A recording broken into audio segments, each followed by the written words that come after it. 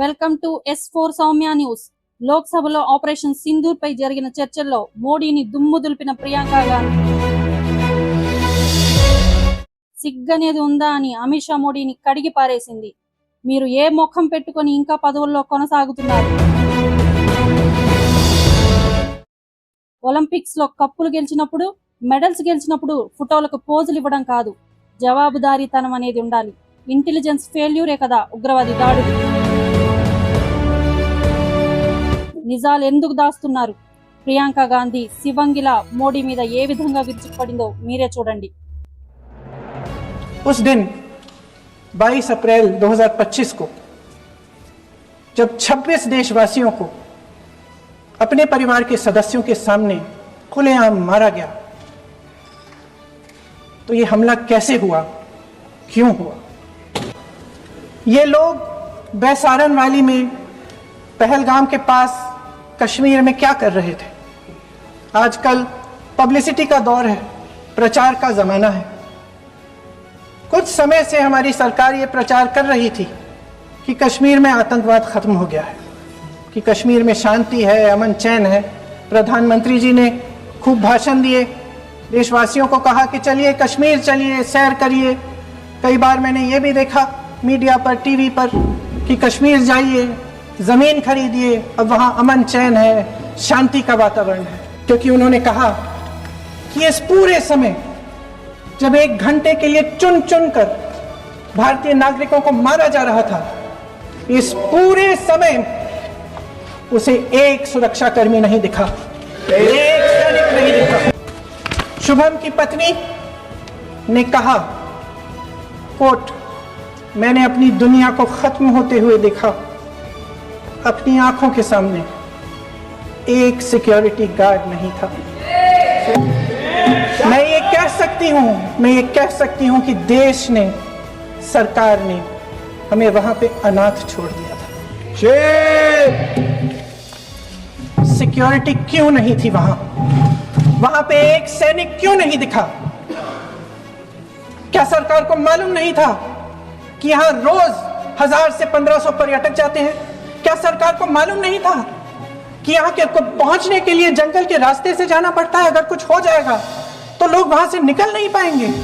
एक चिकित्सा का इंतजाम नहीं था, फर्स्ट एड का इंतजाम नहीं था, कोई इंतजाम नहीं था, ना सुरक्षा का, ना फर्स्ट एड का. इन लोगों को भगवान भरोसे छोड़ दिया गया. ये लोग वहां पे इस सरकार के भरोसे गए और इस सरकार ने उन्हें भगवान भरोसे छोड़ दिया. मैं पूछना चाहती हूँ, ये किसकी जिम्मेदारी थी? इस देश के नागरिकों की सुरक्षा की जिम्मेदारी किसकी है? क्या इस देश के प्रधानमंत्री की नहीं है?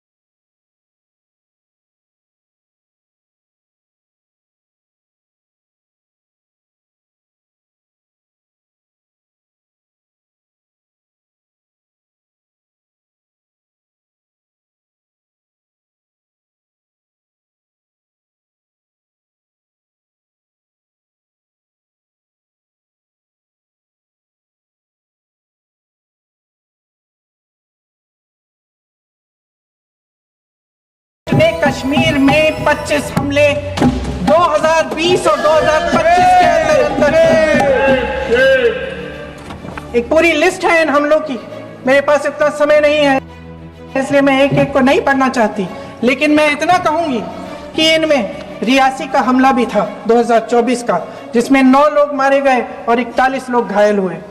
कुल मिलाकर 2020 से लेकर 22 अप्रैल 2025 तक टीआरएफ ने 41 सेना और सुरक्षा कर्मियों की हत्या की, 27 सिविलियन की हत्या की और 54 लोगों को घायल किया। भारत सरकार ने टीआरएफ को आतंकवादी संगठन का दर्जा कब दिया?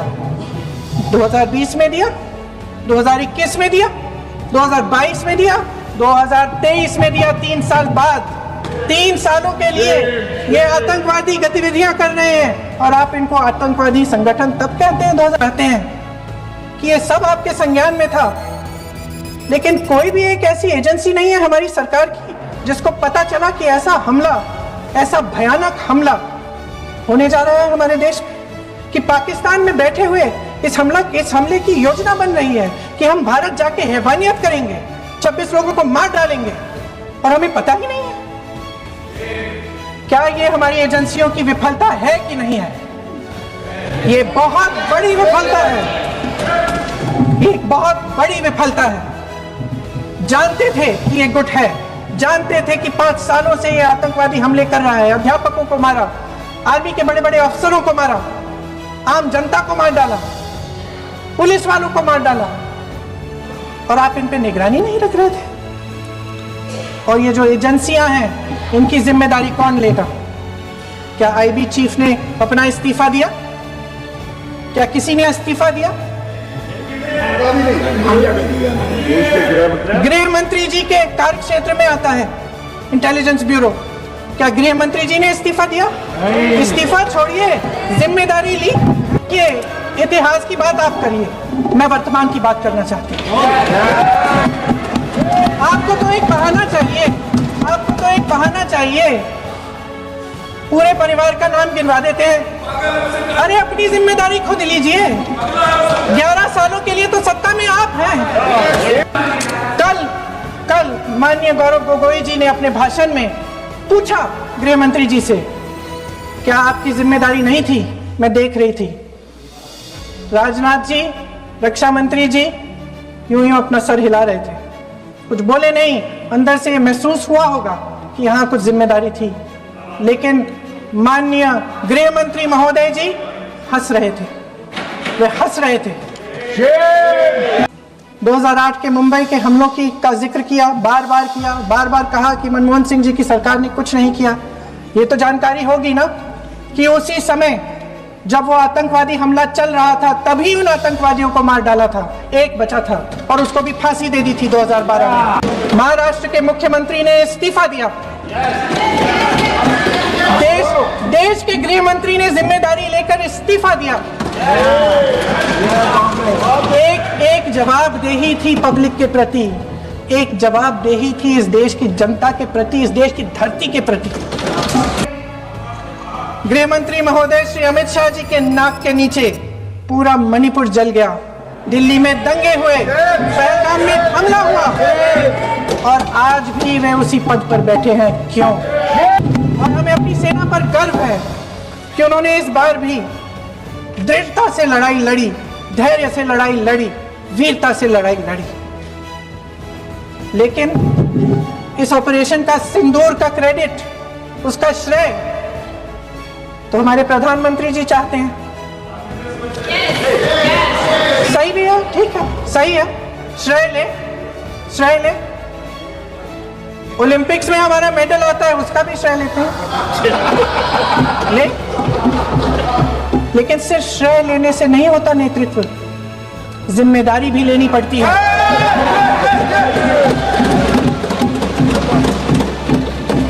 देश के इतिहास में ये पहली बार हुआ, देश के इतिहास में ये पहली बार हुआ कि जंग होते होते ही रुक गई है जी। और इस रुकावट का ऐलान हमारी सरकार, हमारी सेना नहीं करती, अमेरिका के प्रेसिडेंट करते हैं, अमेरिका के राष्ट्रपति करते हैं। आज गृह मंत्री जी ने इस बात पर उल्लेख किया। उन्होंने कहा कि शब्दों में उन्होंने कहा कि पाकिस्तान के पास शरण में आने के बजाय कोई चारा ही नहीं था। आपने शरण दिया क्यों? वो आते हैं आपके देश के अंदर, लोगों को मार डालते हैं और आप उनको शरण दे रहे हैं। क्यों दिया शरण? इसका जवाब क्यों नहीं दिया एक भी भाषण में? जैसे ये बात उठी, शरण की बात की, हमारे गृह मंत्री जी ने इतिहास में चले गए। नेहरू ने क्या किया, इंदिरा गांधी ने क्या किया, यहां तक कि मेरी मां के आंसुओं तक चले गए। लेकिन इस सवाल का जवाब नहीं दिया कि ये सीज फायर हुआ क्यों, ये जंग रुका क्यों, और तब क्यों रुका जब दुश्मन के पास कोई चारा नहीं था हमारे श्रेय में आने के बजाय। क्यों रुका ये जंग? इसका जवाब नहीं दिया। वैसे महोदय, मेरी मां की आंसू की बात किए, मैं इसका जवाब देना चाहती हूं। मेरी मां के आंसू तब गिरे जब उनके पति को आतंकवादियों ने शहीद किया, जब वे मात्र 44 साल की थी। और आज अगर मैं इस सदन में खड़ी हूं और उन 26 लोगों की बात कर रही हूं, मैं इसलिए कर रही हूं क्योंकि मैं उनका दर्द जानती हूं, महसूस करती हूं। शहीद इंदिरा गांधी जी, जिन्होंने सफल कूटनीति के बल पर अमेरिका के राष्ट्रपति निक्सन का मुकाबला करके पाकिस्तान का विभाजन करवाया, बांग्लादेश बनाया, 1 लाख पाकिस्तानी सैनिकों को आत्मसमर्पण करने पर मजबूर किया, उन्होंने कभी इसका श्रेय लेने की कोशिश नहीं की। कहा है, कल भी रक्षा मंत्री जी ने कहा कि हमारे इंफ्रास्ट्रक्चर का नुकसान नहीं हुआ, तो जहाजों के बारे में भी बता दें, साफ साफ बता दें, क्या हर्ज है? सच्चाई तो है। सच्चाई ये है कि इनके दिल में जनता के लिए कोई जगह नहीं है। सब राजनीति है, सब पीआर है, सब प्रचार है, सब पब्लिसिटी है। देश की जनता के लिए आपके हृदय में कुछ नहीं रहा। उनमें से 25 भारतीय थे।